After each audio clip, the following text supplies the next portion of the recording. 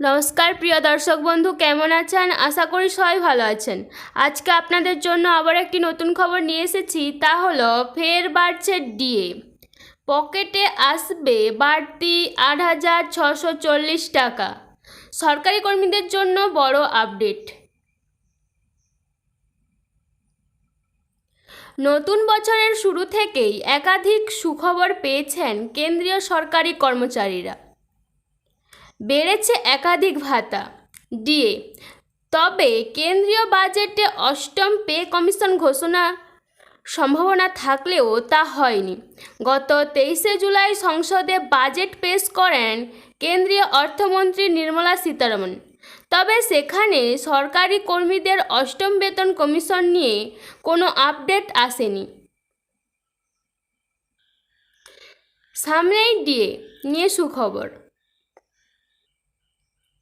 এই আবহে সরকারি কর্মীরা সপ্তম বেতন কমিশনের অধীনে বেতন এবং পেনশন, মহার্ঘ ভাতা এবং মহার্ঘ ত্রাণ সংশোধনের জন্য অধীর আগ্রহে অপেক্ষা করছেন।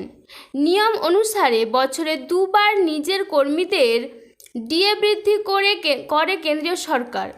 জানুয়ারিতে মহার্ঘ ভাতা 50% পৌঁছেছে। জুলাইতে ফের বাড়বে ভাতা।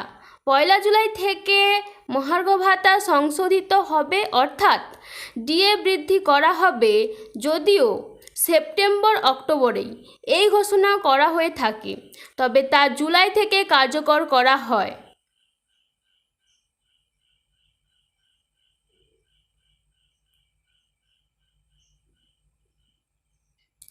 ইতিমধ্যেই একাধিক রিপোর্ট দেখে মনে করা হচ্ছে জুলাই মাসে কেন্দ্রীয় সরকারি কর্মীদের মহার্ঘ ভাতা 1 লাফে 5% বাড়ানো হতে পারে।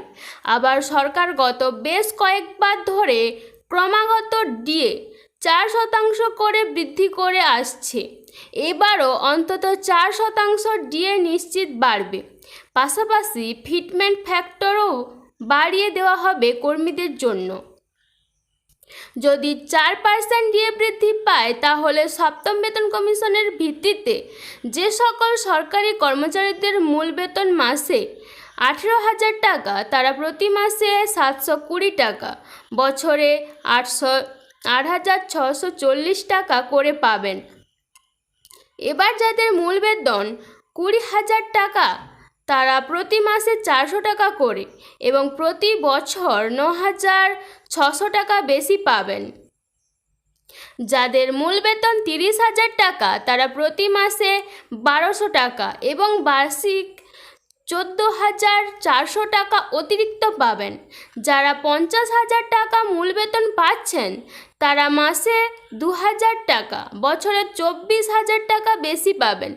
যে সকল কর্মচারীর মূল বেতন 60,000 টাকা, তারা প্রতি মাসে 2,400 এবং প্রতি বছর 18,800 টাকা বেশি পাবেন।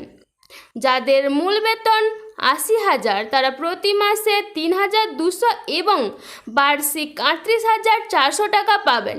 যাদের মূল বেতন 1 লক্ষ টাকা, তারা প্রতি মাসে 4,000 টাকা এবং প্রতি বছর 48,000 টাকা বাড়তি সুবিধা পাবেন। ভিডিওটি ভালো লেগে থাকলে লাইক, শেয়ার, সাবস্ক্রাইব করতে ভুলবেন না। নমস্কার।